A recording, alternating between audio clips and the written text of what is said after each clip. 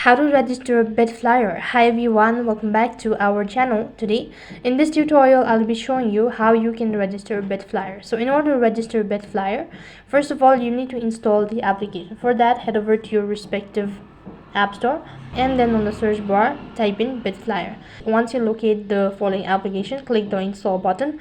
Wait for the application to be installed. Done installing, click the open button. So due to some security concern, the screen won't be available, so I'm going to use the web browser. So either way the procedure is going to remain the same. Now then, to begin with the creation of your account, click on create an account located right on top. Next page, it's going to ask you to provide in the email address. So type in the email address that you wish to register with. So after you're done entering the email address, now it's going to ask you to provide in the confirmation code that's going to be sent through an email. So open up your email. So here you go, I've received the confirmation code. So after you open up the email, you can just go ahead and select the link. After that, it's going to take you to the web page where you need to go ahead and start creating your account. So first of all, it's going to ask you to create a password since you're creating an account.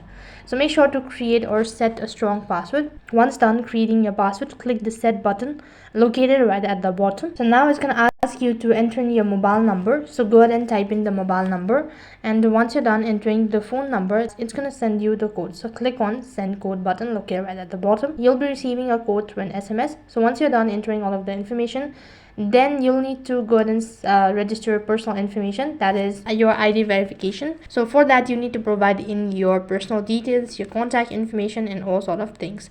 Once you've done that, you need to register your bank account as well, and once you're done with that, you need to deposit JYP. After you've done with that procedure as well, then you'll be directed to the home page as well. So if you don't want to verify your account, you can do that as well by tapping the skip button.